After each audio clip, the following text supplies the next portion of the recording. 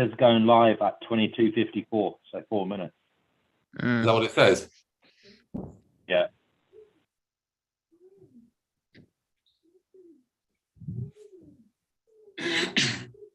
Okay. It's going live at 22:54, so 4 minutes. Is that what it says? Live now. Yeah. Okay. So here we are. We're live now. Okay. Okay. It's going live at 22:54, so 4 minutes. Is that what it says? Live now. Okay. So you've got the echo on. I must turn the volume off. So here we are. We're live now. Okay. Okay. It's going live at 22:54, so 4 minutes. How do I turn the volume off? Live now. Live Okay. now. So here we are. We're live now. Okay. That goes, man. 22:54, 4 minutes. How do I turn the volume on? Live now. Okay, I've just closed it now, so I can't see what's going on, but at the moment I don't need to. Okay, Someone so just welcome. gave you £5. Someone just gave you £5. All right, okay, calm down, calm down. Okay, thank you very much for the £5. Thank you for letting me know. Okay, so welcome to this show today, if you can call it that. I just wanted to say hello to the 3 people who are with me, particularly thanks to Do Not Watch, who came up with the title, which says Responding to Sadists and Masochists. That wasn't my idea, but what do you mean by that, Do Not Watch? Well, it was kind of a humorous title, just, you know, obviously as people who are kind of questioning the merits of reproduction, we just genuinely ask, what is so good about life? And why do you want to impose the risk of suffering on others? And why do you enjoy life when, you know, many people view life as suffering? So obviously, sadism is about inflicting suffering. Sorry, go ahead. Sorry, say that again. Sadism is about inflicting suffering, and masochism is about enjoying, you know, being punished. So, you know, it's just a kind of humorous look at life, really. Right. So you're saying that people who are pro-natalist or natalist, people who think it's okay to bring people into existence, are sadists and masochists. Okay, right. Well, I'm sure we'll hear from some people in reaction to that rather provocative title. But what we're going to do in this little live meeting is, and you're welcome to comment. My colleagues here are going to be reading out the comments as we go along. What I'm going to do is I'm going to respond to those people who commented on the discussion I had with Ashley, who is from this fledgling organization, if it can be called that, or activist group called Stop Having Kids. And we did a long interview, and you really probably should watch that. If you're not watching this live now, you should watch the long interview first, because this is comments on that long interview. I'm going to be reading out the comments, and we'll be also reading out some of your comments about what's going on here. And we'll also maybe be discussing some of the points that are discussed here. Okay, so I'm going to now attempt to get the comments up. The only problem I have now is I think I closed it. Oh, here we go. So and he wants a refund. Well, you know, you can't get a refund on your life once you're born, so you'll have to suck it up, I'm afraid, as a wife. Right.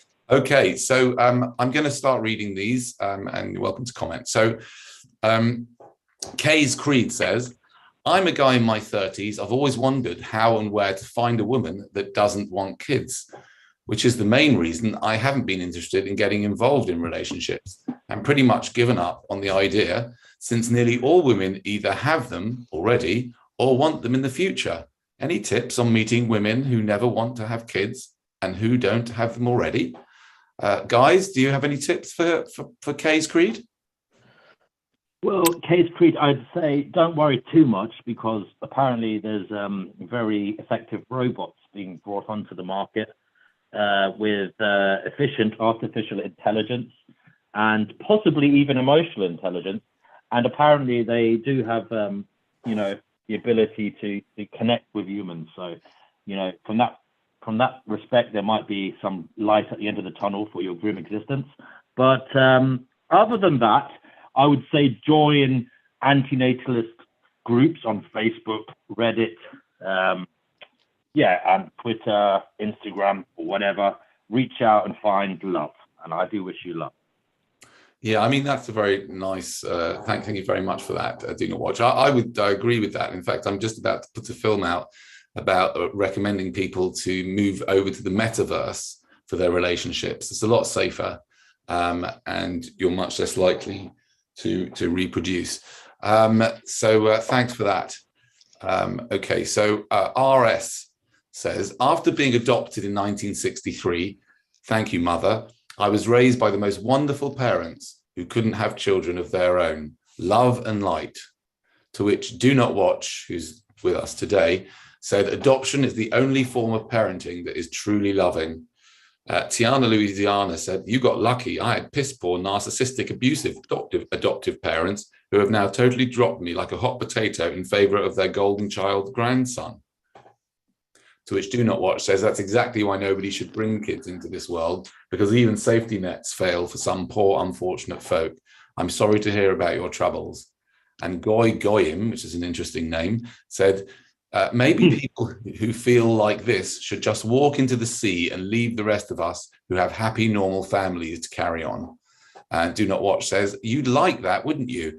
It would be very convenient for your sick mind. Actually, you read this, Do Not Watch, while I go and get. Yeah. Can you read that? Have you got that up on your screen? Yeah. I'm just going to go and get. I'm just going to go and get a lead for my computer before it runs out of battery. Hurry. Okay, hurry up. But Goy, you'd like that. You'd like that, wouldn't you? It would be very convenient for your sick, twisted mind if you were not bothered by the truth. Luckily, more and more people are becoming antinatalists, so you will be hearing much more about this compassionate philosophy very soon. Anybody else here want to talk a little bit while Danny is away looking for his wire? Yeah, I mean, adoption is a great thing. You know, you can help out the people that are here. It's extremely unfortunate that there are people that you know, take advantage, but it's just another reason not to have kids, because if you can't take care of them, then they wind up in an adoption home and someone else can you know, abuse them, whether it's physically or mentally. So just one more reason not to have kids. Yeah, I mean, I would say that, you know, although that's a very unfortunate story, and, you know, but it's also like, it's still an option for people who want to look after children, is to adopt them if they're good people and they're thinking people and they're in the right situation. Then of course, I assume I've never met an antinatalist who's against adoption. Yeah. Anyway, so Keith Bernard says, it seems it doesn't matter whether you're adopted or naturally raised. We all get the same shit in life because the laws don't protect the family. It doesn't protect the children from selfish parents. My father divorced the family when he left my mother. Abandonments, something, bollocks or something, isn't Bastard. it? What's that? I'd say it's bastards. No, it's not bastards. I don't know what it, and it doesn't matter. But murder's worse. Okay, I'm going to leave that comment. Okay, so the next person I want to go to is Robert Lindsay's next one there. I chose not to have kids, and now I'm 53 and happy with my decision. Most people that ask me if I have kids and I tell them no, they usually give me a strange look. Then we've got Mr. Danny, we have another charitable donation from Kenny. Kenny Given. Oh, Kenny. He's Hi, Kenny. A little. Thank you, Kenny. Kenny doesn't agree with. Would you like to read his comment? He probably doesn't agree with what's going on here, but if it's the same Kenny that I think it is. But go on, what's his comment? He says antinatalism will be extinguished by natural selection in one generation, you incels. So he thinks that we're not getting laid. And he also thinks that incels will be eradicated in one generation, or people who cannot get sex. Obviously, he looks on people who cannot get sex as kind of subhuman, so he's trying to use them as an insult. So I would say he shouldn't have children, because his children or his grandchildren or his descendants may turn out to be people who cannot get sex. So if he looks at such people in such a manner, and he looks at them, in such a degrading manner, then perhaps he shouldn't, risk creating them, which is highly likely. Yeah, I mean, the thing is about saying that it's an interesting idea, even just to speak about getting sex, as if getting sex is something that, is a good thing. Do you know what I mean? Getting sex. But, there could be an argument that's to say that abstinence may not be as bad a thing as all that.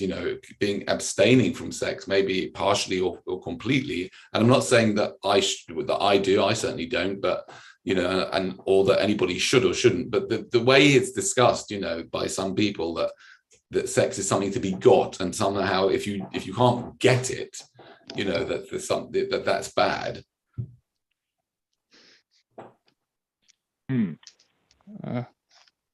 Well, it is kind of bad. I mean, it's a problem for a lot of people if they're obsessed with sex or getting laid and they can't get laid. But I mean, that's just another reason not to have kids, in case you risk creating that kind of person. Yeah. Okay. Mr. Paddle Power says, thank you very much for speaking about this. You are one brave woman for doing so. He's talking to Ashley, who is on the film. You rock. I've been waiting about 30 years to hear someone like you. I remember watching a debate on UK TV and could not believe the crass treatment one woman who never wanted kids got from the guest of the debate and the debaters. As someone who never wanted kids, I was very fortunate to meet my partner of 34 years, and bingo, she was of the same opinion. I consider myself very lucky. I'm defo going to follow your activism. You've made my day. Thanks again, brave woman. Great chat, Danny. And the replies to that are, just one moment. Sorry, actually, we're not going to read the replies because they're just not that interesting. Just seeing my notes. Just coming back to what Kenny said, this idea about in one generation, antinatalists are going to be wiped out. You see, that's the thing, that we're not living. We're living in a time when you can pass on your ideas. You don't have to procreate to pass on your ideas. I mean, that time was stopped a while ago when books were in print. Yeah, so that's number one. Number two, especially with the advent of the internet, you can spread your ideas all over the internet. You don't need to have children and try and convince them of your ideas. So that's actually not correct. Spread means not genes. Spread means not genes. Spread means not dreams. There's a meme for you. She seems lovely, says Mossies. I'm just going to go to blank by default. Let's find blank. Blank by default said, for those who used to think Danny was joking when he started saying don't have children. In other words, I wasn't joking, right? So do not watch. Can you read out your own comments? Yeah, just one moment. I'll get to it. If you could give me one moment. It's no joke. Life is full of possible serious harms, and many people get a terrible raw deal. Get a heart, get some compassion, become an antinatalist. That's right. It's not a joke. It is actually a serious philosophy. It is about prevention of suffering, and it's just asking people to really think about if they're happy, okay, and if they are happy, will their child be happy? If they're not happy, why don't they have some empathy for people who aren't happy or who may not enjoy life, and why are they risking gambling with someone else's life and risking creating someone who don't like it? Okay, thank you. By the way, if you can just speak into the microphone as best you can, because we're sort of losing a bit of you there. So Fabulous Fred says, you're such a wrong'un. Does anyone really buy this claptrap except Tavistock employees who are paid to parrot this absolute twaddle? I mean, I don't know what on earth this Tavistock employees has got to do with it. That's some conspiracy theory or something that Tavistock. Yeah, I mean, I'm not getting paid, unfortunately. But if Tavistock wants to send me an email and send me some money, I'll gladly receive it. Thank you. Okay, so the germ theory hoax slayer. Perhaps Life's Overrated would read this for us. Would you fancy doing that? Because I've already actually read this in a separate email, in a separate video. Yeah, but I think it's worth reading again because it's quite well written. Yeah, it's a little bit difficult, so I'll try my best here because I'm on my phone. Oh, do you want me to? I can do it if it's too difficult for you. Yeah, I apologize. Okay, no problem. I'll do it. Pumping out units, I mean kids, aka bringing innocent beings into this heavenly, inverted commas, dimension of misery, suffering, struggling, pain, and death without their permission, stroke consent, is not the solution, stroke remedy, stroke cure for your personal problems, stroke issues such as boredom, poverty, selfishness, loneliness, low IQ, megalomania, obsession with the exercise of power, in case you don't know what that is, shallowness, emptiness, vanity, hero complex syndrome, narcissism, virtue signaling syndrome. Please find a more useful stroke constructive hobby.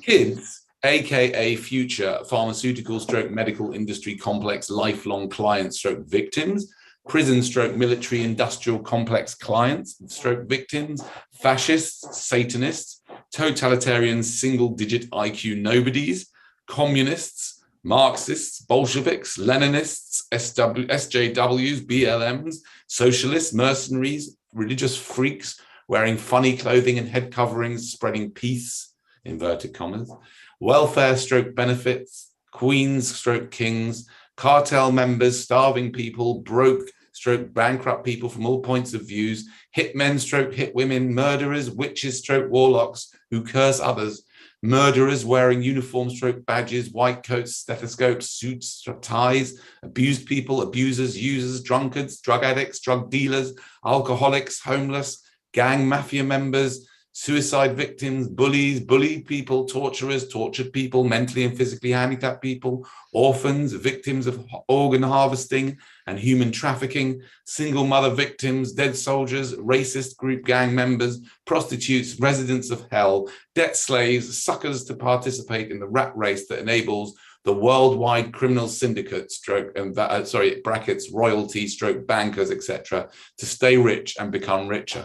Approximately 27 trillion pounds of chemicals were produced in or imported into the United States, same or more to the other continents, parts of the world, per year in the early part of this decade, which is the equivalent of approximately 74 billion pounds per day, nearly 250 pounds per person.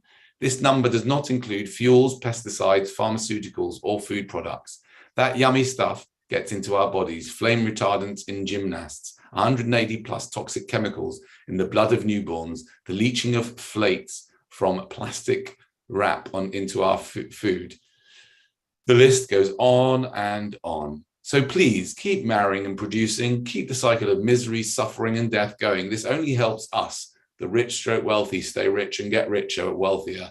With love, the worldwide criminal syndicate, royalty, bankers, industrialists, and insurancists.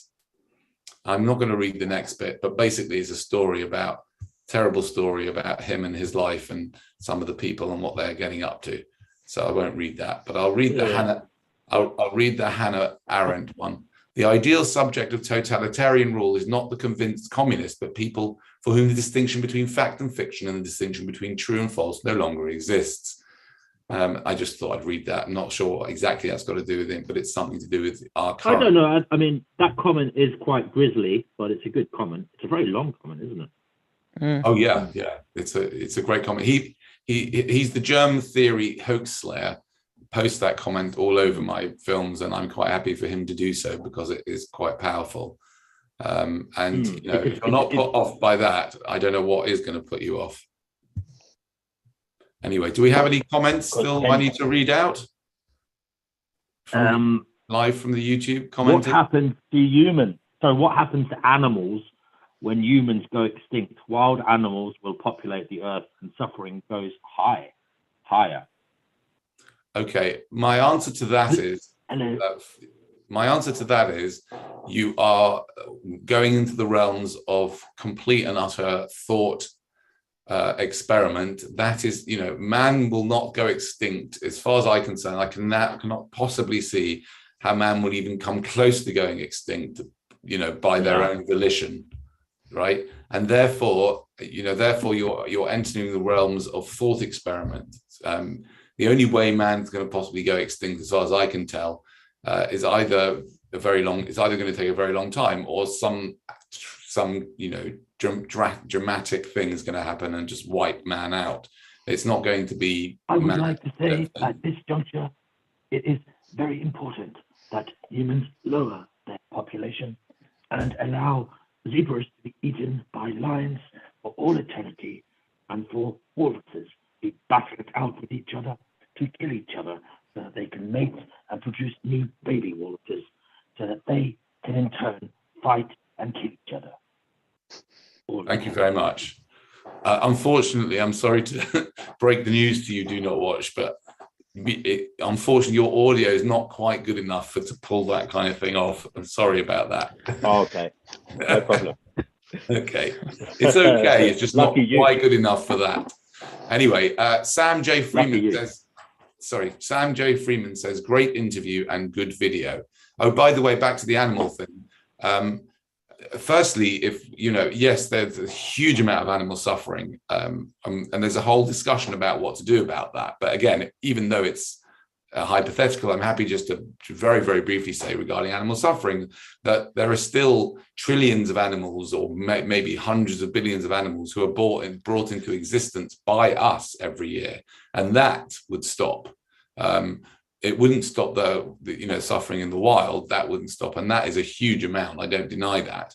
But the suffering that we impose on billions of animals just to eat them is just such a stain on humanity, as far as I'm concerned. Anyway, Kirk W says, glad to see this group gaining traction and forcing people to question their natalist indoctrination. Best of luck to you. Fair enough, we're certainly going to need that. Lara Saville says, as someone who chose not to have children, I appreciate this. We need to feel free to choose rather than explain ourselves when we choose not to. So I was just going to look at her comments here. Explain to who? You really think it matters to others whether you have kids or not? To which New World Order says, she just spent an hour trying to explain herself, yet nobody expected her to have two anyway. You feel the need to explain. I wonder why. Okay, I'm going to go forward these comments because they're not that good. Okay, we now move on to Tatiana Louisiana, who says, if only the selfish birth mother had the mindset of this lovely lady, she meant her selfish birth mother, would have saved me from a lifetime of disappointment, humiliation, misery, and a whole host of lots of other mental health, I presume, and emotionally defective issues. To which Do Not Watch said, amen. And Get Goyim said, get over it or just walk into the sea. Charming. Okay.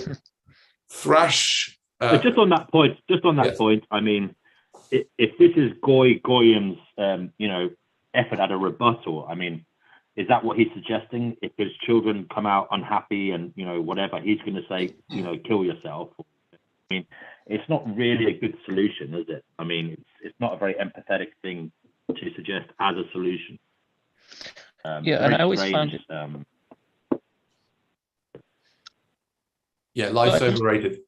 I just always find it funny how these people that are pro-life and they're so positive, but then if you articulate the suffering that you see in life, basically the response is that you should just kill yourself.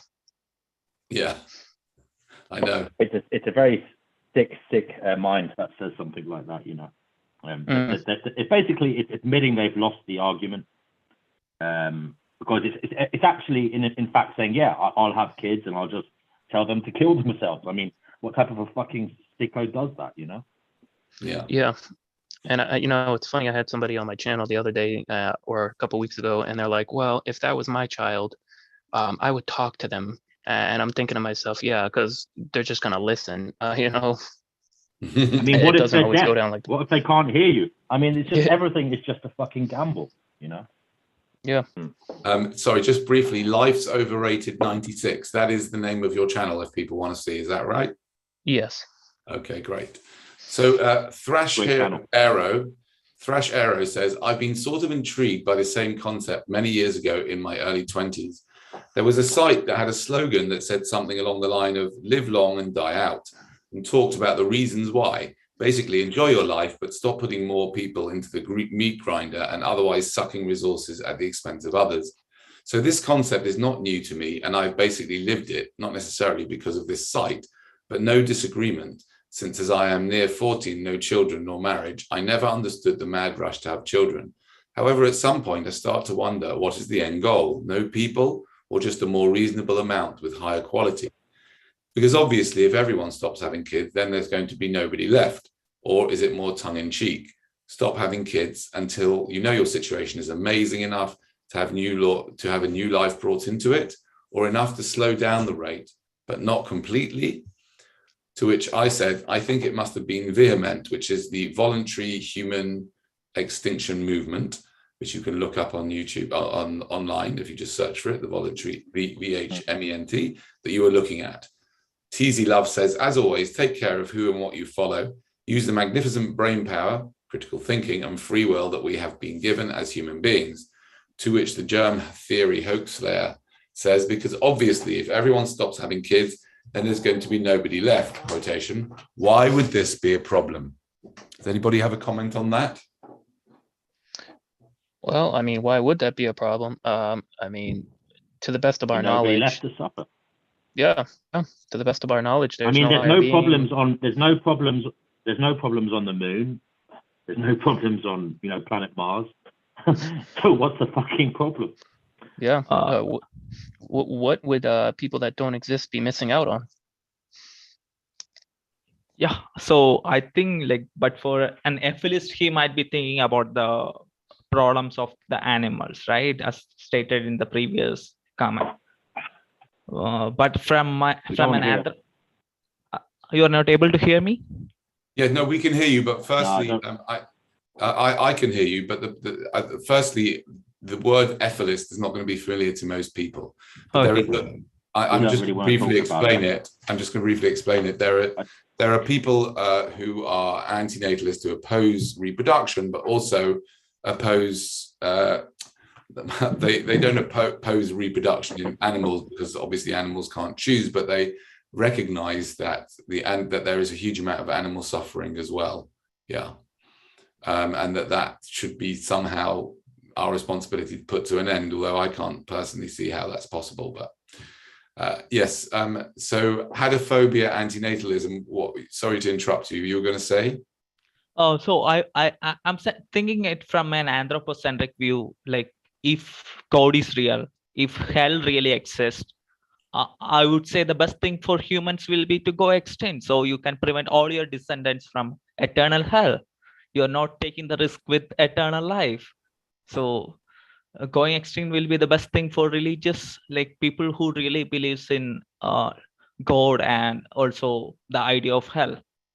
Okay, thank you. And you're calling from India, is that right? Yes. Yeah. Great. Thank you for that. So in India, what is there a movement of people who are who oppose natalism, oppose reproduction? Yes, we you might have heard about Nihil Anand, the guy who tried to sue his parents for giving birth. Yes. Right. And so but he didn't move forward with the lawsuit because no lawyers came to appear for him. And we have a Child Free India organization, a group of people to question reproduction and all the efforts. We are overpopulated, too much competition, and suffering in India might be higher. Competition for higher the population, competition for resources, especially with the students. They compete for their competent entrance exams, all those things. And there are a lot of suffering, too many suicides, too many problems, right? Yeah. Yeah. Absolutely. I think mostly with all the overpopulated nations, I guess. Like it's in China also. So yeah. Nigeria, the ones with, you know, Yeah. with very, very high birth rates like Nigeria's, is just shocking, really. Okay, so do not watch. You're going to keep us informed about any comments coming up, okay? Yeah, there was one from somebody a little while ago. I'm trying to go back to it. They said something about trust nature or something. Okay, when you see it, let me know. Let me know. Yeah. Okay, yeah, we're going to go on to Waggy Tail, because this is quite an interesting one. So Waggy Tail says, a man who is able to have a voice due to his own birth, with 3 children, and choosing to continue living, promoting the belief that everyone else should not create new life to avoid hypothetical future catastrophes. Danny, your narcissism, nihilism, and hypocrisy are hilarious. Your ideas around DNA, stroke sex, stroke ejaculation, and real men are funny too. It seems your point is more about mature decision-making around parenting than simply not having children. I'm an intentionally childless 51-year-old male who's been a kind primary teacher for 27 years. I'm also a qualified psychotherapist. I encourage you to think more about your beliefs. Regards to your amazing wife and children. To which Roberto Angelotti replies, I'm glad you enjoyed your job as an indoctrinator. I'm also happy that you find so much solace in listening to people's problems. Do you think all the kids from your teaching and all the clients from your psychobabble sessions will be okay? Will they all be fulfilled in life? Will any of them suffer terribly, die horribly, commit suicide? Can you save everyone with your wondrous education and your mindfulness techniques? Or will the brutal reality of this world make mincemeat of some of those little ones? Will the meat grinder shred every little bit of hope out of some of your clients? Is it all worth it because you can sit on your sofa at night feeling like a kind person? Or should we seriously try to prevent suffering in a world where anything can happen? And because of determinism, nobody has any choice in who they are or what happens to them. Should we roll the dice to make more suicidal wrecks to line your pocket or boost your ego? Should we forget about the ones that we cannot save because they are collateral damage for that lovely feeling you get when you think of yourself as a kind man? To which Raggy Tail says, you make many assumptions, rather dramatic and all wrong. To which Roberto says, I don't see any errors in what I've said. Please enlighten me on where I have made a mistake. To which Waggy Tail says, I'll decline your offer to enlighten you. Your opinions are of no consequence to me. What you believe to be true is your own responsibility. Before I read out what I said, what do you think about that? Yeah, I mean, he's saying, you know, your beliefs are your problem, basically. Kind of a selfish approach. I mean, if that's his way of looking at reality, I mean, it doesn't surprise me considering that he's an advocate of breeding. He's basically saying, it's on you, buddy. Don't come running to me looking for help or advice. Make your own mind up. And if you're suffering, it's your fault. I think it's quite a heartless response. But also it's rather strange because, you know, he's arguing that he is an altruistic person and he's a caring, compassionate, kind man. But it seems that he's actually getting something out of it for himself. It makes him feel good. It releases the endorphins in his brain, the oxytocin, the serotonin, and but he doesn't acknowledge that it may not always work for the individuals he's talking to. So I think it's a bit myopic, a bit short-sighted, and yeah, I don't think he has a good argument. Well, I mean, he's up until this point, he's clearly not wanting to have an argument, I think, because you've called him out. And so he's just, you know, he's just saying, I don't want to talk to you, because he realizes that if he does, you know, this is my assumption, you know, that he, you know, he was just saying, you've got it all wrong and I'm not going to come back to you. he's not going to get involved, because Yeah, well, I think, that's kind of obvious. I think to be fair to him, it's a very common thing when approached with this harsh argument to run away But from. I mean, the also thing we've weirdly got to have compassion for him, because it is a kind of reality is that brutal. I think that when the truth is revealed to you, it is an uncomfortable thing, because we live in a society full of toxic positivity, and people like to smile when they're sad inside.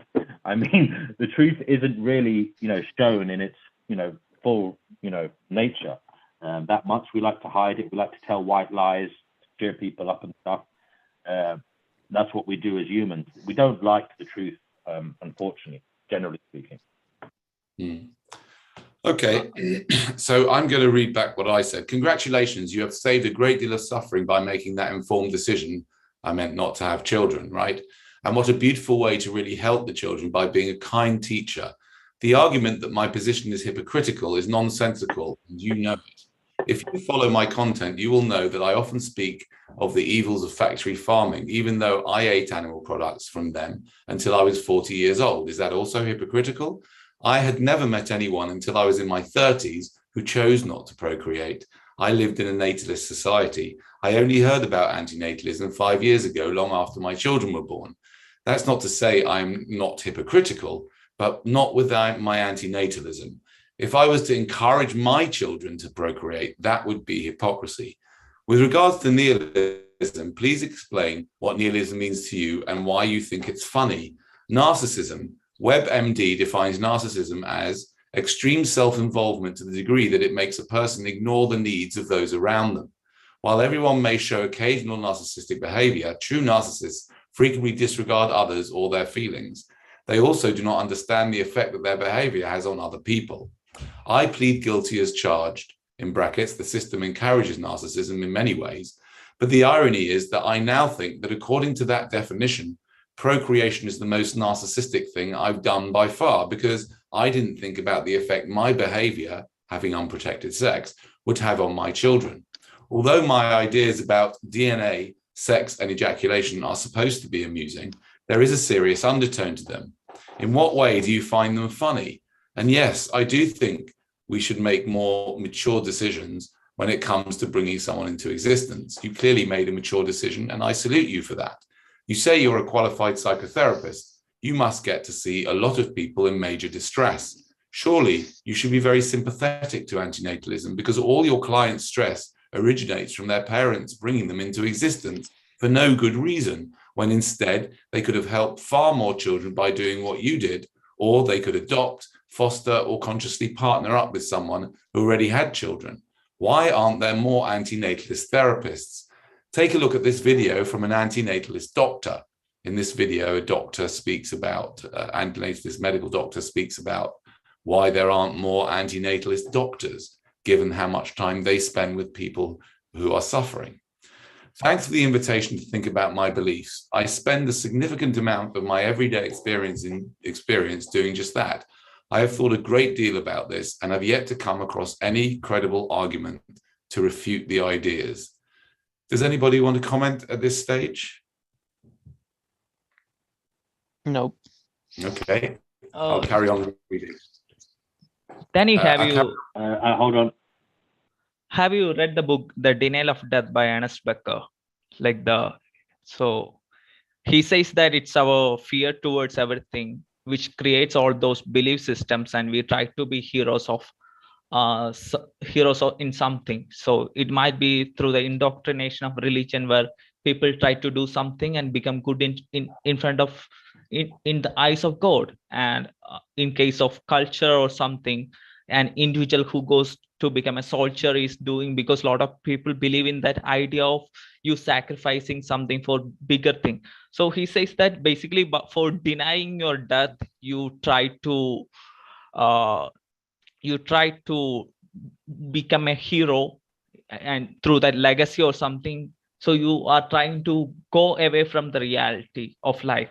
So when people are indoctrinated by these ideas, it's really hard for them to question the harsh realities of life. and they continue with their indoctrination. So people who question Mm. their indoctrination might become anti-natalists. So I think mostly It's there's true. also another essay by Peter Saffey, The Last Messiah. So it says about the coping mechanisms to deal with the problems of our existence.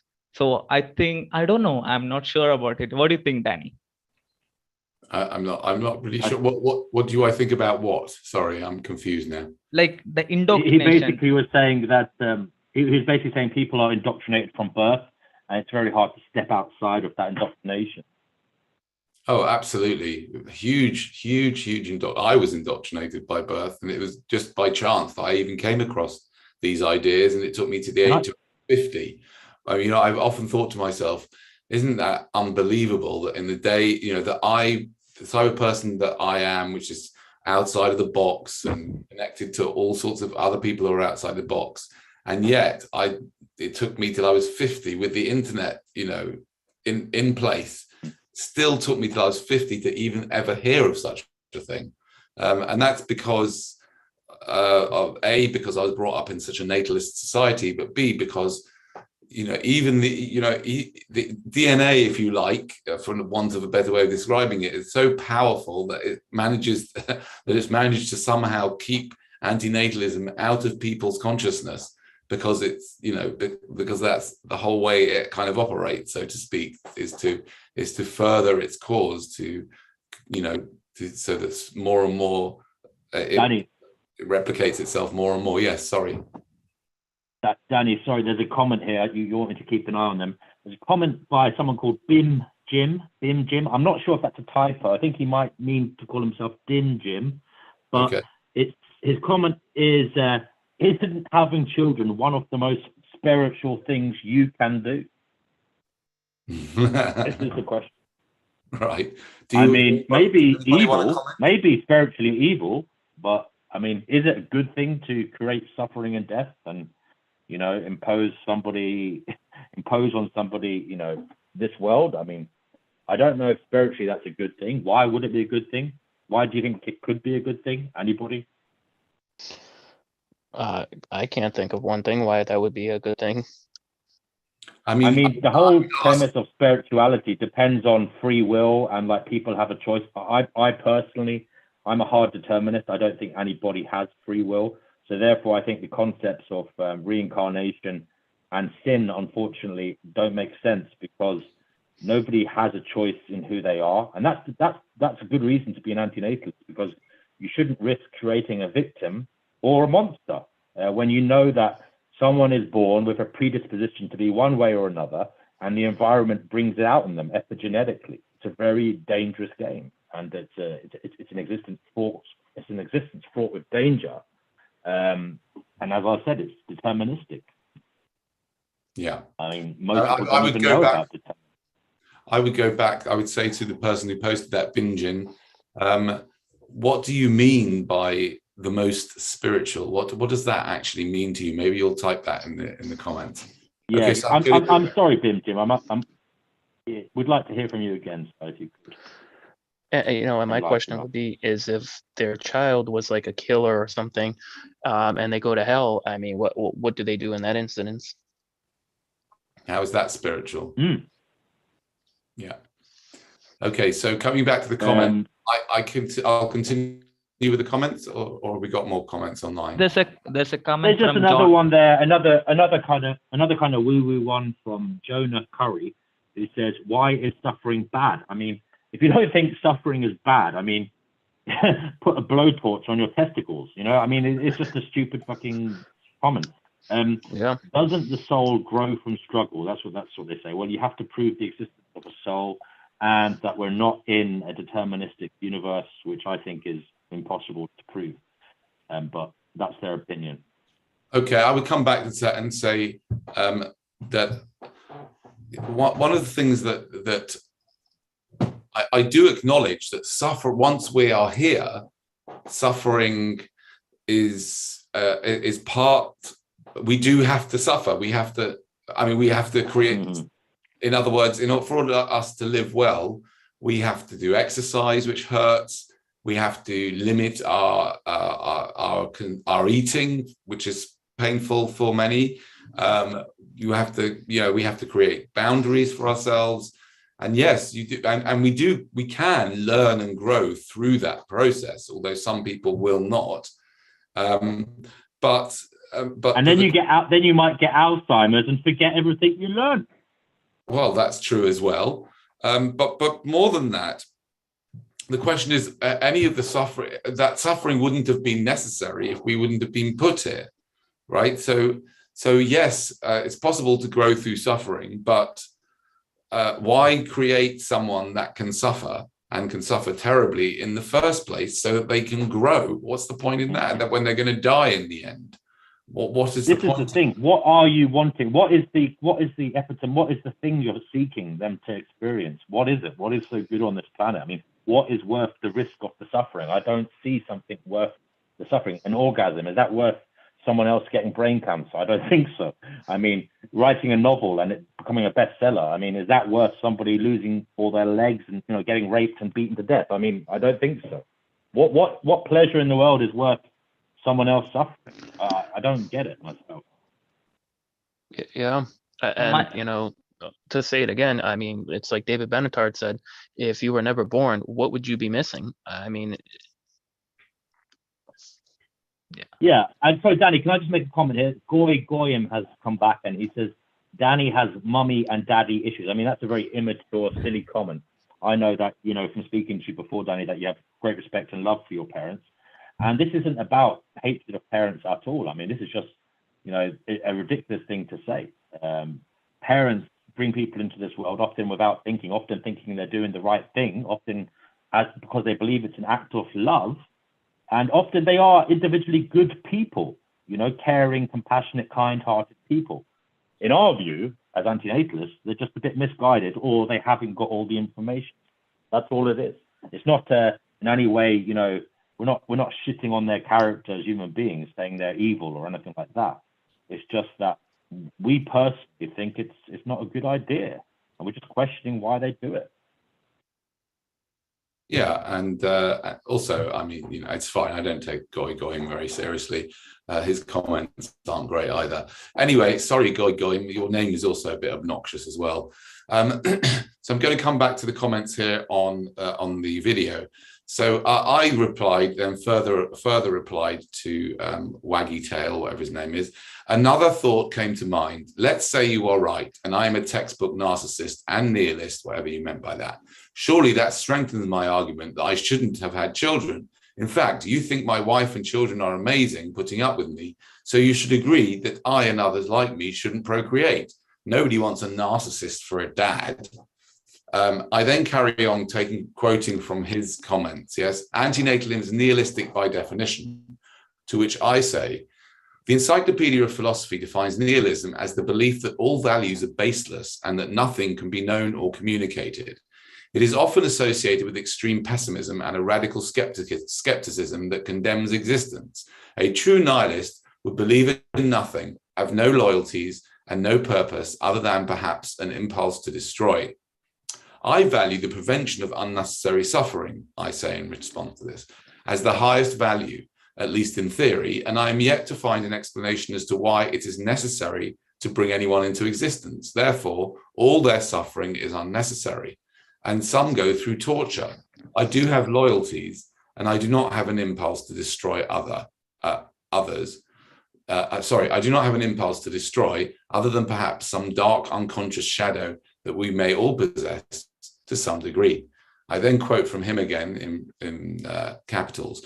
You are attempting to persuade others of its virtues based on your subjective perceptions and experiences with no understanding or appreciation of others' perception and experiences. This indicates a narcissistic attitude / personality because it does not acknowledge realities other than your own. To which I say, firstly, all ideas and beliefs are affected by one's subjective perceptions and experiences. Also, it would be impossible to speak about anything in public if I was worried about what someone might think, or I had to consider every subjective point of view. Furthermore, I am fully aware, having spoken about this subject to hundreds of people, that they have very different takes on this and that have their own subjective experience. For example, a woman may have had several miscarriages and had a burning desire to procreate.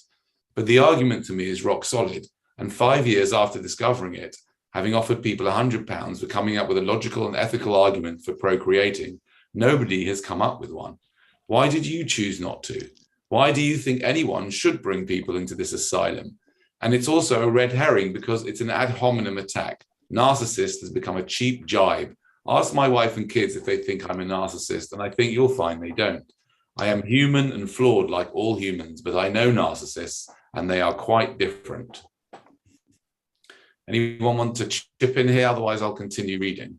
There's there's a live comment about from Jonah. He says that is life just about lollipops and unicorns? And also philosophy says that when you find meaning in suffering, it is no longer suffering. Okay, does someone that's just a joke. I mean, can I just make a point on that? I mean, that old chestnut, you've got to find meaning in the suffering and it makes it worthwhile. Well, I mean, you've got your head up your ass there, number one, because not everybody has the intellectual ability to, think about stuff in a grandiose manner and, think it through and find some arbitrary meaning. Okay, and you're imposing the risk of somebody just sitting there going blah, blah, blah, blah, blah, blah, blah, not knowing, not understanding reality. So what a stupid argument. Sorry, I just want to say that. Yeah, and if I could just say one thing, I just find that to be a coping mechanism. To me, I will say like this argument called as death as harm. So it says that we might like the finding meaning in everything, and still one day we all die, right? And might be we are doing that we are trying to reproduce to pass, like our ancestors might have worked hard, so we want to continue with that thing. But what if all humans go extinct one day by which will definitely happen at one point? So all the hard works of all the scientists, all those hardworking individuals might become meaningless, right? So the suffering, that subjective meaning you give for suffering is just subjective thing, right? So my argument will be like that. Okay, thank you. And someone just said, Seago Land just says, do you agree with eugenics? I would say no, antinatalists don't agree with eugenics. We don't think anybody should give birth, and nobody should have children, no matter how superior they think their genes are, because it's always a risk. It's always gambling with someone else's existence. It's always putting someone else in danger, no matter how good you think you are. Thank you. It's interesting you said you believe in eugenics, because nature is eugenic. Evolution itself is eugenics, basically. And if you think about it, anybody, we're all kind of into eugenics because we all choose partners. If people are going to have children, they all choose partners based on certain things that they like, and they avoid partners. Yeah, we're all kind of naturally kind of fascist, and some body fascist, intelligent. We seek someone with a certain level of intelligence, or whatever. And in that way, it's kind of a strange, creepy, and dark, aspect of humanity when you realize we may well reject people who would be like the very descendants we're willing to make. And I think that's kind of horrific. If you know what I mean. If they have the same attributes or the same intelligence levels as our descendants, we may look at them as inferior, which is kind of, horrific. We'd risk creating. So the fear of like the people in Africa, India breeding too much, right? So what I used to think is like the parents in poor countries, they do this thing because of their optimism that they will give a life to their children what they missed in their real life.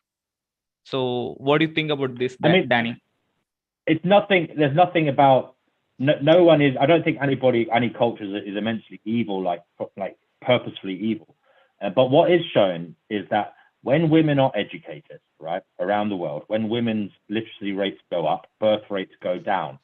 So you have to question why that is. Why is it when women, start learning and have access to education on a par with men, why does the birth rate plummet? Why does it go down? I mean, in most of the developed world, it's below replacement levels, and the only reason it's kind of being maintained, as in the population is going up, is because of immigration from developing countries where they're still popping out babies, widow. So that's the question. Why is it that educated people are choosing not to have children? And what does that say to the argument for natalism? I mean, it's kind of a nail in the coffin that educated people choose not to have children, are more likely not to have children, and they lower the birth rate of a country. I mean, if that doesn't speak volumes, I don't know what does. Good point. And if anybody's got a comment on that in the comment section, let's hear your answer as to why it is that the more educated a woman is, the less children she has. And the chances of her not having children are very much related to education. So I'm going to continue with these comments. Back to the response that I had to. So the hypocrisy comes. This is from his comment. So I've got it in capitals. You can see the hypocrisy comes across because you hold others to a different standard to yourself without allowing them the same opportunities to succeed or fail with their life choices. To which I said, firstly, I don't hold anyone to any standards. I am making a logical and ethical argument. Nobody in their right mind is going to completely change their actions because of a comedian on YouTube. The penny may eventually drop with a tiny minority because DNA has programmed us and society to be pro-natalist. Can you turn off your mic? Someone's making a bit of a noise. Can you turn off your mics, please? Thank you. It's not up to me to allow anyone to do anything. But in this case, I would argue that making mistakes at someone else's expense is inhumane and unethical. Furthermore, as I explained before, when I created humans, I was completely ignorant of these arguments. It's the same as veganism, isn't it? Then I quoted again from his comment. Your discussion includes your belief that you have no hope, yet you clearly have a sense of purpose around your work, love your wife and children, and believe in taking action for a better world. I found this contradictory and at the same time amusing, to which I said, my life is a bit of a contradiction. I do indeed have no hope in the long term, other than the hope that when I take my last breath, that will be it for me, and everlasting peace will be next. And I feel the need to create a purpose, because as far as I can tell, there isn't one. So paradoxically, the purpose I've created is to prevent unnecessary suffering, and antinatalism is the most efficient way of doing that. I also agree that there is value to reducing unnecessary suffering for those that are already here, which is why I promote adoption, fostering, and partnering with a single parent, or being a kind teacher, as you were. My life is actually amazing, but I am aware that most people are not as fortunate as me, and many suffer terribly, and eventually I am likely to do so.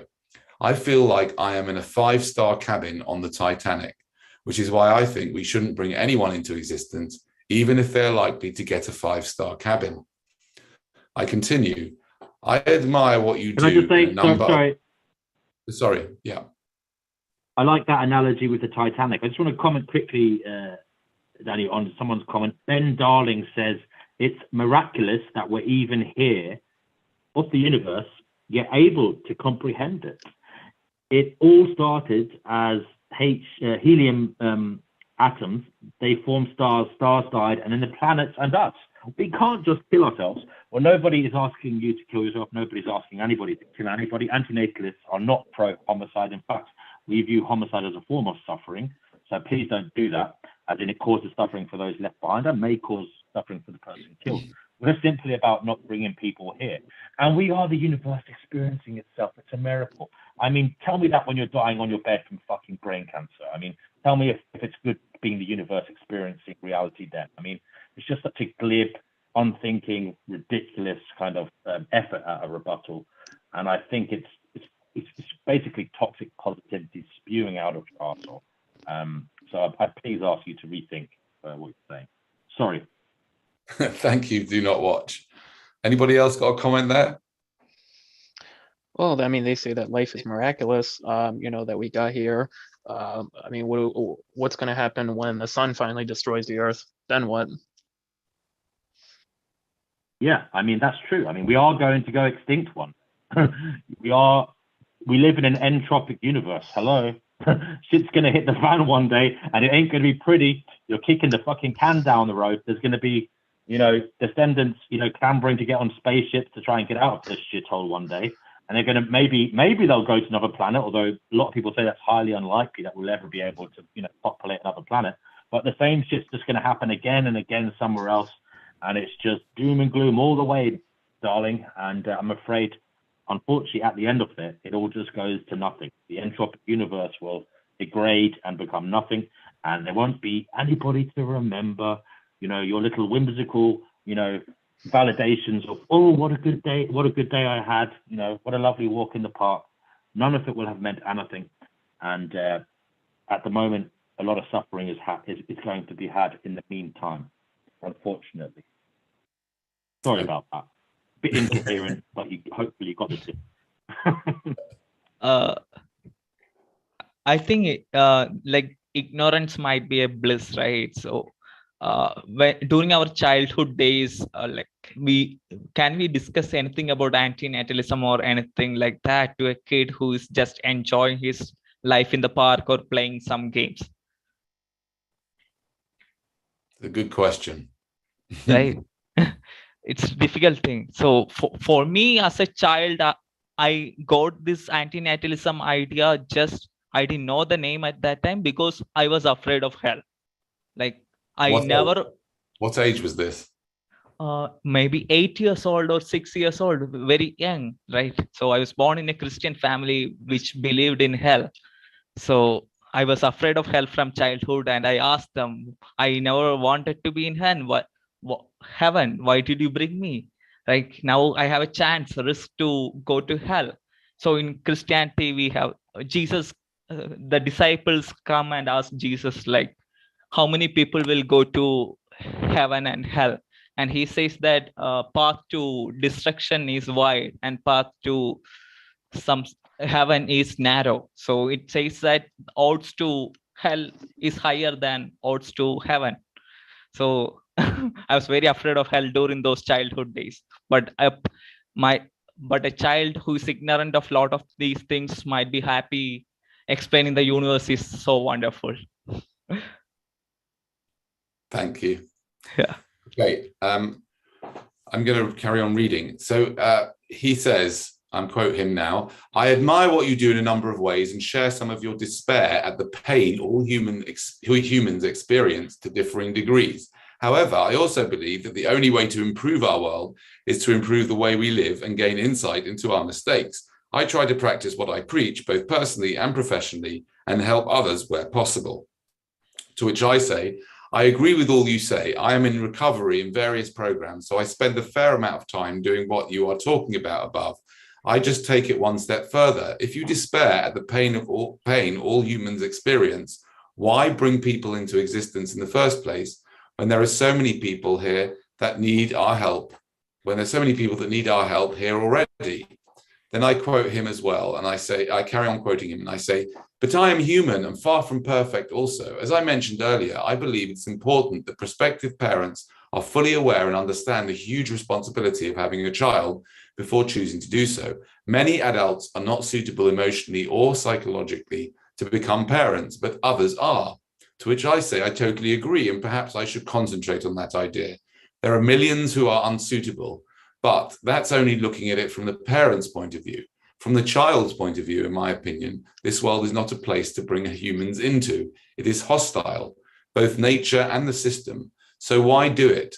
Add to that all sorts of things can go wrong, and parents are taking a huge risk when they procreate, most of whom assume that bad stuff won't happen to their children.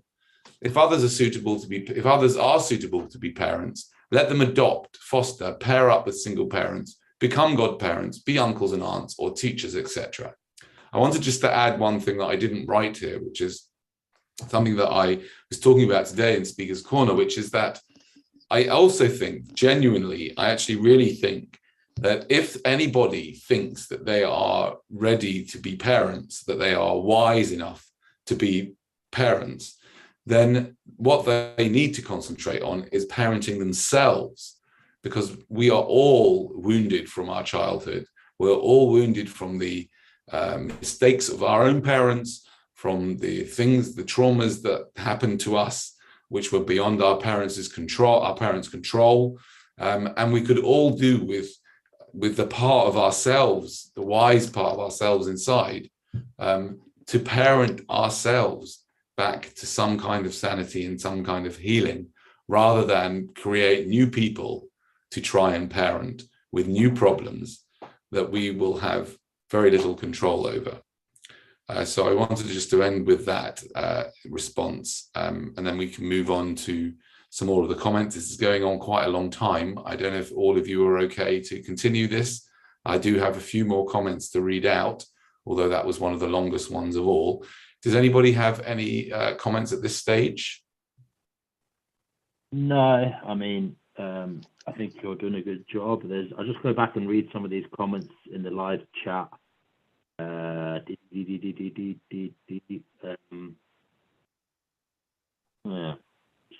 Ellie Green says, sounds as though all these people talking are under the impression they're in the club. LOL, big shock for them. I have no idea what you're talking about, Ellie, and I'm sure your psychiatrist doesn't either. But thanks for the comment. Yeah, I'd like to know what the club is. Yeah. Okay. So I'll continue reading. Unless there's another comment, is that it? Or is... Yeah, there's another one here. Sorry to tell you, Danny, but you've been diagnosed again by Ralph Alonson. Danny, you are a demonstrable narcissist and egomaniac, but that is okay. You're only human. And, you know, to that, Danny, I will say, I'm not a qualified psychologist or whatever it is that I need to be to psychoanalyze and, you know, diagnose you. But even if you are a narcissist and egomaniac, I mean, that's good supportive argumentation for why people shouldn't have kids, because they could turn out to be a narcissist and an egomaniac. So thank you very much, Ralph. Thank you for your support. Great, thank you. So Three of a Kind says, Ashley is awesome. Thank you so much for introducing us to her and the Stop Having Kids website. I now have somewhere I can direct people to who don't get it, rather than argue back and forth with them in the comments section. Okay, so let's just look at the reply. I can't remember if it's any use. I can't see it. Okay, so next it is TZ Love. It's interesting reading the comments and seeing that some people don't understand it, hoping to provoke critical thought and create a spark of common sense. Perhaps some do not understand the perspective that many systems that are part of our lives are in fact doing the same thing that is presented in this video. And by highlighting the ethical or unethical practices and giving it contrast, being able to put our finger on the sore spot, we not only become aware of it, but can take appropriate heart-based action with clarity, rather than following a narrative that is either taught to us or presented to us in a very seductive format. Much love to all you beautiful people out there. Thank you very much for that comment. We now go to Huffy123. Hold on a second. Here we go. Both guys cite personal trauma as pivotal moments leading them to becoming antinatalists. By the way, I don't know where I cited personal trauma, because that's not true. But perception equals reality, and other people with similar life experiences will process things very differently, leading them to very different conclusions. Some people can endure grief, remain positive about life, and feel fulfilled. Maybe I'm mistaken, but sometimes I wonder whether Danny and Ashley are just not resilient enough to handle normal life. To which Sean Dobble says, why bring people into a reality which requires them to be so resilient to be able to thrive in it? Huffy says, if everyone thought like you, evolution wouldn't exist. To which Sean Dobble replies, and for whom would that be a problem? No people, no problems. Huffy says, which is strange, as going through your channel, you clearly enjoy a challenge. Good work. Do you enjoy life, Sean? He says, like the majority of lives, I have periods of suffering and happiness. I believe that our individual lives are worth continuing, but no life is worth starting. I don't sit around miserable. I enjoy working on my house, spending time with my girlfriend, and product development. Huffy says, nice answer. Can you not see the contradiction in your stance, though? Life is worth living, but not starting. P.S. Genuinely impressed with your channel. To which, sorry, bear with me a moment, people. So which Sean Double says, thank you. It's not contradictory if you understand Benatar's asymmetry argument, because the presence of harm is disadvantageous over its absence. It gives a life a disadvantage over non-existence. To which Huffy says, yes, I've read his work and some of the published counter-arguments. To me, his stance is bleak and regressive. Benatar is an intelligent weirdo. Not much out there about him as a person, besides the fact he has held antinatalist views from childhood. To me, this speaks volumes. The contradiction I refer to is that things like engineering exist thanks to multiple generations of engineers before you, and your words bring happiness into your life. In your words bring happiness into your life, yet you dismiss the value of procreation. Have you contributed to science / engineering / worked in some way that might help the next generation, or are you simply living for personal fulfillment, contributing very little to the human race besides telling people they shouldn't procreate? It's a genuine question. Yes, it is very bleak and regressive, but that doesn't make it wrong. The laws of thermodynamics are such that we must die out at some point, and that will be very ugly as we all fight to the death over dwindling resources. There is nothing permanent humanity can work towards, because anything that arises must also cease. My videos may have helped some people, but I don't go out of my way to help humanity, as it cannot be saved. To which Huffy says, keep enjoying your life, Sean. And that's the end of that discussion. Anybody got any comments? Well, I mean, to say that, life has to be rough and that you got to go through some type of struggle, I mean, I don't know. For me personally, at the end of the day, I see more negatives than positives. I don't see why people try to say, well, that's just because they can't endure. I mean, why should you have to endure anything? Yeah, good question. Anybody else? I'll pass on this one. I think you've said enough. Sorry, say that again. I'm okay, thank you. Okay. So Fat Tony Kai says, please don't make her the poster child for not having kids. We have better examples for this. To which Tiana Louisiana says, yep, I'm thinking of my selfish birth mother's Chav daughter, who is the character depiction of Vicky Pollard from the British TV comedy Little Britain. And Ash Wickety, who is actually Ashley, the woman on this video, she says, I don't think we were hoping to make me the poster child for antinatalism by having a simple conversation that we shared. I think it's good to hear different perspectives from all kinds of people. I was just speaking on my experience.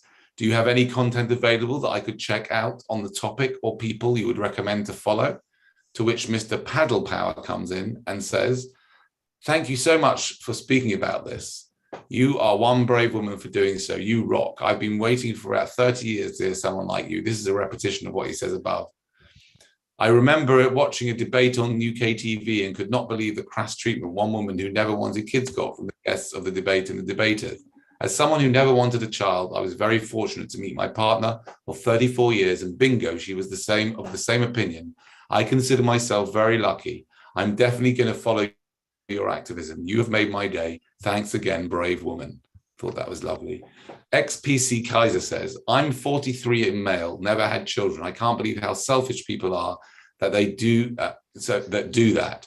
Don't look after them or even fulfill their basic needs. The world is totally overpopulated, and it will soon come back and bite us severely. So I'll just have a quick look at the comments. Bear with me a moment. Oh, yes. Okay, so I'm just going to skip to Casey Greed, who we heard from above. It is selfish to have them for egocentric and narcissistic reasons, and irresponsible in cases where their needs cannot be attended to. There are many kids that unfortunately have not had a proper upbringing, and having more will not solve the issue. Absolutely. We'll now move on to Fabulous Fred. Let's see what Fabulous Fred has got to say. Here we go. Another Tavistock employee. How many children has she given birth to, Danny? How do you break it? Sorry, has she given birth to? I don't know what that means. How do you break it to your children that you bitterly regret bringing them into the world? Stop this nonsense. Let's read the replies. Do not watch. You can read this one. This was yours. Yeah, just give me one moment and I'll find it. Okay. What is nonsensical about wanting to prevent people from suffering horrifically? You have no way of ensuring that they will not. You are the one who is morally dubious here. David Jones says, as with you, Fred, these people must not have much love or joy in life. Everything is about pain and suffering, nothing about the good things in life. And he then, Fabulous Fred then says to you, morally dubious, honestly, you haven't thought this through, have you? To which you say, do not watch, you're back on. Oh, yeah, sorry, yeah, it's not nihilism. Nihilists believe. No, you're step ahead. You say what? Oh, sorry, yeah. Before that. Okay, I can't read. I can't read. That's another reason you shouldn't gamble with life. I mean, if you're an avid reader and you have dreams that your child's going to be a literary great, well, look what happened to me. So here we go. Would you say that to your kid, your grandkid, or your descendants? They're very myopic. They're very short-sighted. They are indeed thinking only of themselves and their own desires. I'm confused now. I don't know where you've gone. You've missed a whole load of statements. I don't know what's going on there. I see. Don't worry. Talking about it, yeah. I read my one. So I'm going to read the next comment to you. Yes, because your position is they shouldn't exist. Do you understand how nihilistic and anti-life your position is? Sorry if you've been having a bad time of it, but that's not everyone's position or experience. To which you say, it's not nihilism. Nihilists believe that nothing matters. Antinatalists think that suffering matters and that we should not force it onto others who cannot give us permission to do so. To which the Mycroft says, so to prevent any suffering at all, you think we should prevent the next generation the chance to exist? What if those who would prevent the chance to exist would love being alive? You have a very blinkered view either way. I don't really care enough to carry on this nonsense. Toodle pip.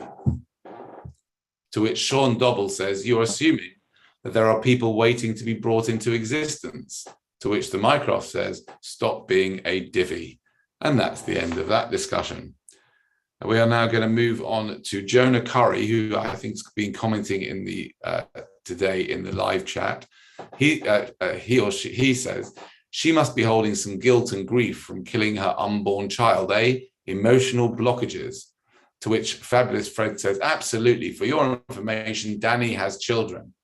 Then the germ theory hoax slayer says puts his comment in again, so we're not going to read that. And then this other character, Roberto Angelotti, comes back and he says, it's probably better to get an abortion before an embryo is developed fully. We don't actually have fully functioning nervous systems until we're about 18 months old. So in actual fact, it could be argued to be meaner. It would be meaner to not get an abortion and to force people to die and experience pain with a fully developed nervous system, meaning that their pain would be much worse. Don't judge her. All parents cause death. Some just cause their kids to die from cancer, Alzheimer's, suicide, Parkinson's, diabetes, kidney disease, etc., rather than the less painful abortion, which is a great point, I think. To which Jonah Curry responds, creation starts when the sperm enters the egg. Myself, as a male, still feels guilt and other lower emotions when my girlfriend got an abortion. To which Roberta Angelotti says, I personally do not think people should risk conception. I think that people should get vasectomies, be on the pill, use coils, use multiple forms of contraception to prevent harm. That's my advice. To which Roberto Angelotti then responds to Goy Goyim, which is a very strange thing because Goy Goyim hasn't actually said anything here. Oh, he must have edited it, so I don't know what happened. But anyway, nice sarcasm, although sarcasm is the lowest form of wit, don't you know? Anyway, Jonah Curry says she was on the pill. Thanks, Roberto. And Roberto says, you're welcome, brother. And that's the end of that little discussion. We're now going to move to Jules. Jules V, who says, cringeworthy. Enough people telling others what to do, especially a young girl with no life experience except an abortion she's proud of. Ugh. To which Do Not Watch says, do you want to read that? For your information, she is 34 years old, 34 years of age. See, I can't even speak. It's a very dangerous game, I'm telling you. She's old enough to be a grandmother in many parts of the world, unfortunately. So yeah, just basically, she is a 34-year-old woman. You know, I mean, there's prime ministers in the country nearly that age. I mean, crying out loud, what are you saying? They haven't got a brain? What a stupid comment. Indeed. And she is right to be, and Savina Nobody says, and she is right to be proud of preventing the suffering of another person by being brought into existence. And Lily Ride says, as if there's not an insanely immense amount of pressure for people to have children in society from just about everyone. Yeah, that's a great point, isn't it? You know, there are people who say, oh, you should keep those views to yourself. You shouldn't tell other people what to do, when we live in a society that's telling them everywhere, from the time they're little tiny children with their dollies and pushing little baby prams, they're being told all the time, subconsciously and consciously, have children, have children, have children. They're being told what to do. Then Keith Fillinger says, I'm sure you're not a Christian by that comment, because Yeshua is 100% against Baal worship. I meant abortion. Don't worry, Yeshua will have the final say at judgment. To which Fabulous Fred says, such a proud, strong women with absolutely no accountability. I agree, cringeworthy and sad, says Page B. Just going to open up the rest of the replies if I can. Yes, here we go. Amen, says, you nailed it, says Keith Fillinger. Nancy Russell says, nobody is worshipping Baal by not wanting to bring someone into existence for the reason of wanting to avoid suffering. It's actually the opposite. Where in the Bible is it mentioned that you should just mindlessly bring kids into the world? And while we're at it, how about you tell me the exact Bible part where it's mentioned that Jesus is born on the 25th of December? Okay, Daddy, I just interrupt your utterances. Ben Darling has come back with another amazing show of intellectual ability, and he says, I've changed my mind about things I felt very strongly about. What if you're wrong about all of this? The end of humanity is a bell you don't unring. Do you have anything to say about that, Danny? Life is overrated, and the guy there, Haid, sorry, I can't see the username at the moment, but the man frightened to going to hell. Any of you would like to comment on Ben's rather, you know, he's reaching here, he's trying to break us. Has he shattered us? Has he proven natalism to be the one way that we have to go? So, I mean, is it wrong?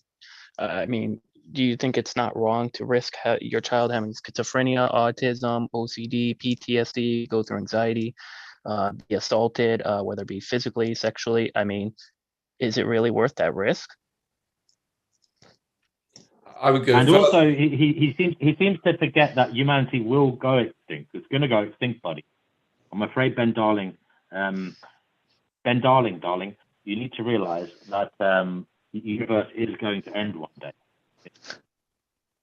I also think that, you know, I do think that there is a point to what he's saying without him. I don't think he's actually saying this, but you know, if I was to, it brings me to the question of the red button, you know, the red button and whether I'd press it. In other words, you know, the hypothetical thought experiment about if you could destroy everything in the world in 1 second, would you do it? Yes. And, you know, then maybe I could ask the question, how do you know you've not made a mistake? Yes. But that's not what I'm talking about. I don't think that as I said earlier, I don't think it's remotely possible for humanity to have the intelligence to realize that it's, you know, everyone's just going to stop reproducing. Not going to happen, right? So therefore, it's not relevant in terms of, we are not going to make humans go extinct, as far as I'm concerned. You have to be crazy to believe that, right? But as regards, whether you might find out that you're wrong. Well, even if you find out that you're wrong, you worried that you haven't brought people into existence, that you've deprived some soul of existence. That question is irrelevant when you think about it. Yeah, I mean, exactly. There's nobody to, when they don't exist, well, there's nobody missing out. So what is your argument? There's nobody there. There's nobody to know they're missing out on this utopia that you think, might happen. So it's not a good argument. Yeah. Then Draxian says, within a decade, she'll be smarter and she'll have a baby. I've seen this trick before. She is waiting for the right guy. Call me. To which someone says, nah, by then it'll be too late for her. Anyway, I thought she'd be on the calls and then she could have answered that herself. But okay, we're nearly at the end now, I'm glad to tell you. Zara B says, can't hold a boyfriend. Now shouting how she doesn't want kids. Shush. I'm going to read some of the replies. So you do not watch. You want to read that one? Yeah. Can you read it for me, Danny? Because my screen is Yes. temporarily unavailable. She can hold many boyfriends, said do not watch. And someone else said, I doubt that any remotely quality man would be involved with her. To which Zara B says, yes, exactly, many. That's as far as her responsibility goes. To which the germ theory hoaxlayer says, what does a quality man mean exactly? To which they respond, the quality man can get one loyal woman, otherwise known as a quality woman. The quality of their relationship means they don't need to pursue Can I just interject there? Yes.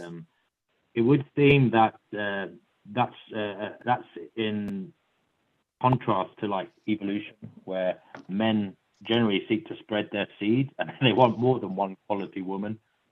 Just putting that out there. I mean, yeah, it just seems that way, that men do behave like this. We do kind of like to shake it around a bit, look to shake it around a bit. Perhaps we don't always do it, but I don't think men are seeking one woman. It just seems to be the divorce rates, breakups and relationships seem to show otherwise in general. Okay, thank you.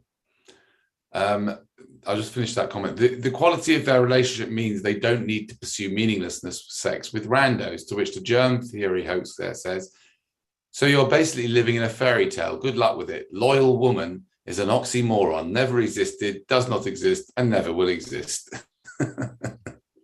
To which Artifact... what's that?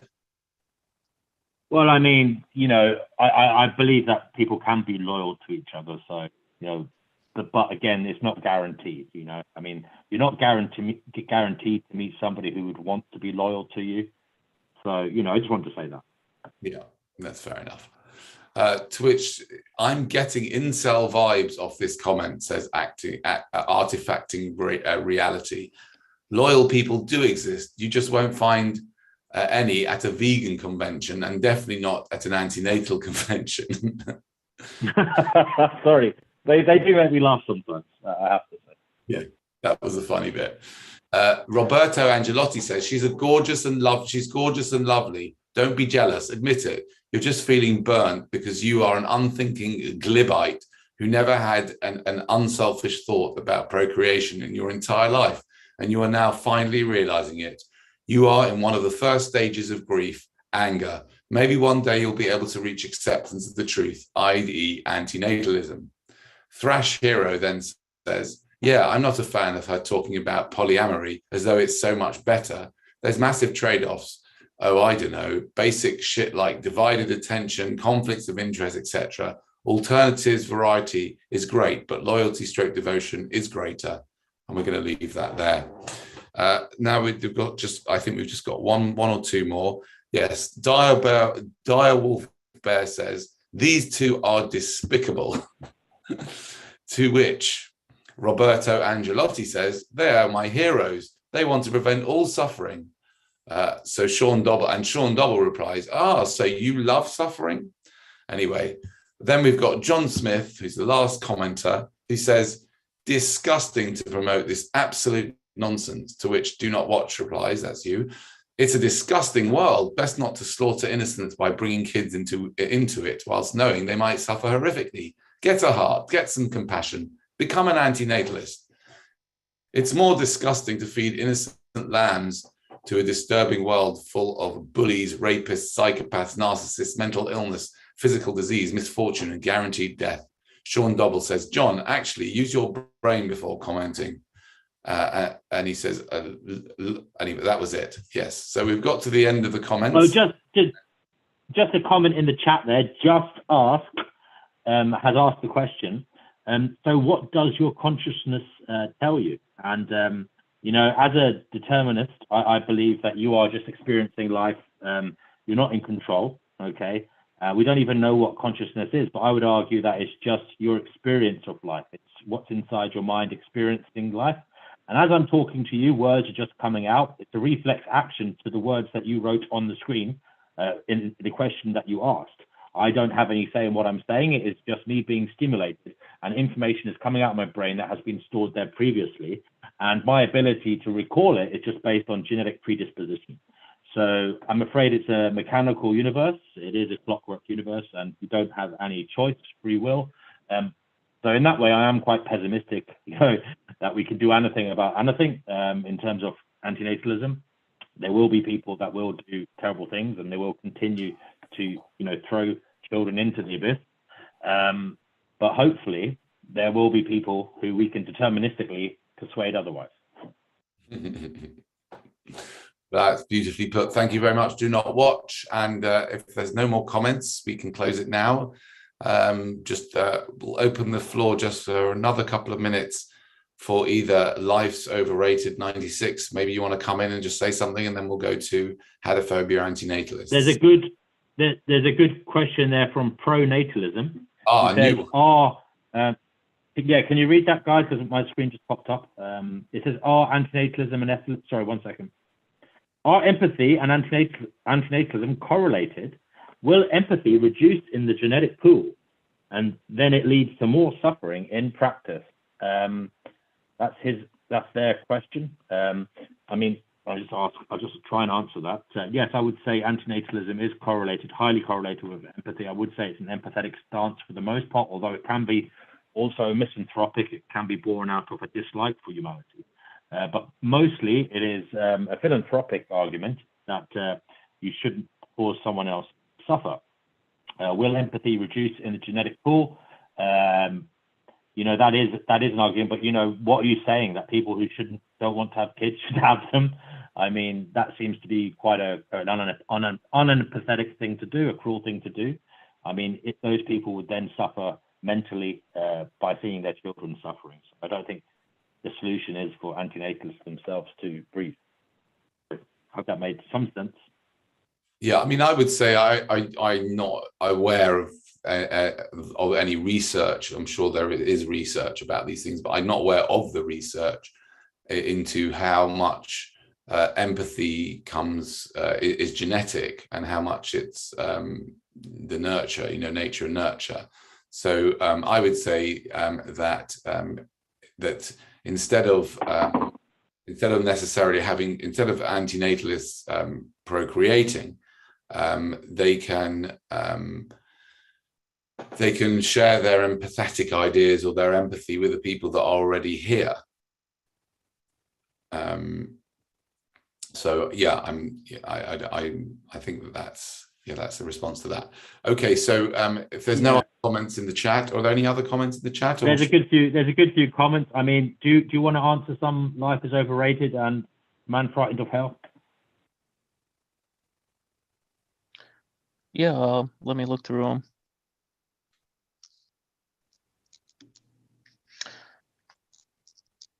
Someone says empathetic kids are born to empathetic parents who teach them empathy. I mean, that's another ridiculous statement. I mean, there have been many fantastic people, lovely, caring, altruistic parents who have, you know, by no fault of their own, you could argue, only that they brought someone into the world, have caused, you know, have created a child who turned into a rapist, a serial killer, or, you know, or that kind of thing, you know, so a bully or whatever. So I mean, it's just not true to say that parents can save the day by teaching their kids. You know, you can't control nature with words and what you say to people. It's very difficult. Sorry, Ben. Ben says he's glad someone other than him has made a ridiculous statement. So, any more comments? Someone has asked, is there anything that would make you okay with breeding? Aaron A. Aronson asks that. No. Well, that's it. That's that then. Yeah. No. Any other questions or comments? I'd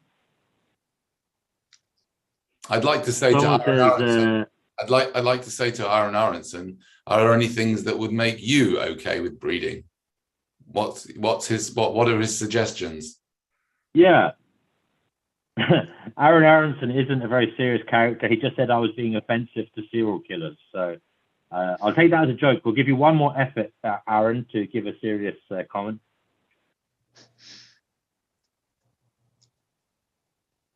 Okay. So any more comments, or is that it? We through with the comments? Sorry, I can't see them here.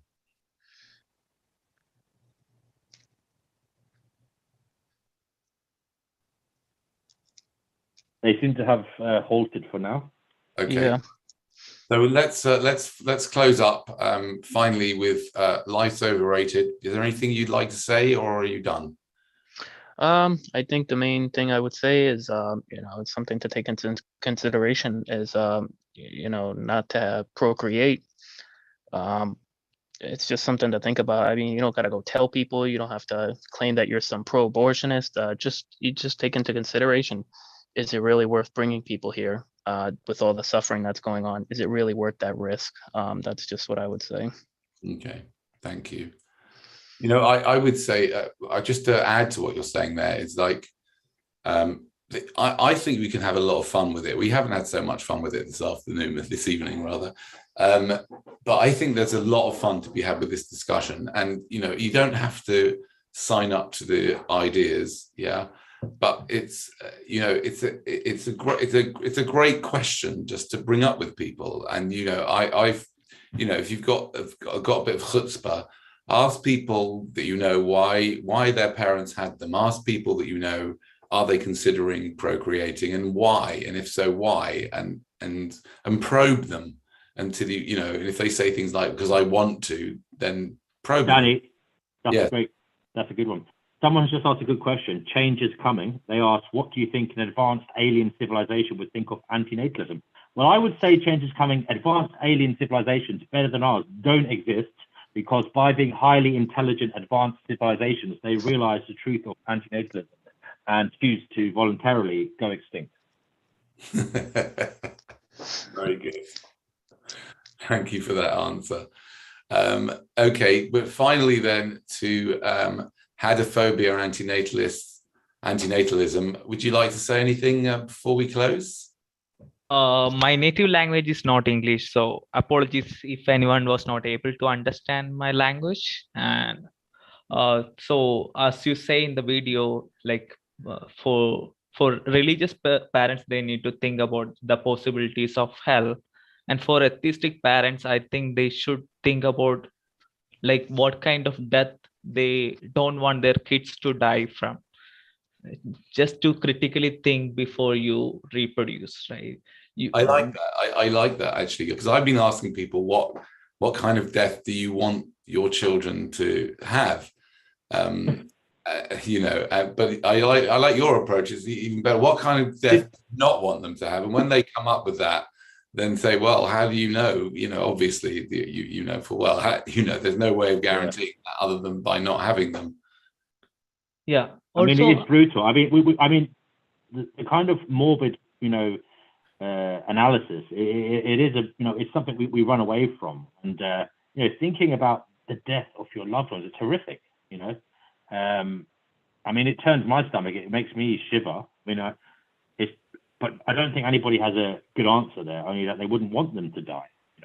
Basically. But unfortunately, it's a fact of life that everyone's going to die, and it may well be horrific for a lot of people. I would say for most people. Also, I would like them to think not just from the perspective like about the suffering of their kids. They should think about the suffering, all those good things, all those they should see all the possibilities that their descendants, right? So you have 2 kids, then you might have 4 grandkids. It might be a geometric progression, and you'll have many kids many descendants over the generation. So it's best to avoid, like, if you think, like, if you're compassionate, you should try to reduce as much suffering as possible. So not just limited with your kids, think about all your descendants in the possible scenario till the natural extinction of human life. Thank you, Hadophobia. Just one moment. Ben Darling says, at Ellie Green, you two, please don't let this trouble you. These people have no power. Just a kind of observation that obviously he's talking about power, and he's worried. He's telling her not to worry about antinatalists having power over her or over society. But what he is also showing in a way is he's illuminating the problem of power in society, and how we do have regime changes. We do go from different ideologies to different ideologies, different political views, to different forms of oppression. So maybe he should, rather than focusing on us, he should focus on the possibilities for humans in terms of, political oppression, what might happen in the future, and whether he'd like to bring his child into a world that could be tyrannical, that could be oppressive, that could be, a world where they don't have freedom and they are enslaved in some manner. Just a question for Ben Darling. And thank you for that. And I'm just tempted to sort of add to that, which is that I was at Speaker's Corner listening to Heiko Koo. He's worth checking out. Heiko. His first name Koo, I think his surname is. Anyway, he was saying that the way he sees what's gone on the last 2 years is a global coup, where basically governments have been taken over really by people behind the scenes, and they are introducing they seem to be wanting to introduce a totalitarian technocratic system, and people, if they have children now, are going to bring their children into this incredible dystopia. Within a few years, their children are going to have these smartphones that are going to totally mess with their minds. We've already got the most terrible problems with these smartphones. The pornography that children are watching at very, very early ages and being subjected to, and then their children. Disgusting. It's absolutely awful. And that's just one problem of many, many problems that people are bringing their children into. So now more than ever, it's absolutely, it's just madness to bring people into existence. And I'm going to leave it there. Thank you very much for watching all the way to the end if you did, and probably better to get something more useful than to watch us lot going on about this. Anyway, have a wonderful evening, morning, afternoon, or whatever it is, or sleep if you're going to bed now like me, and see you on the next one. Thanks everybody.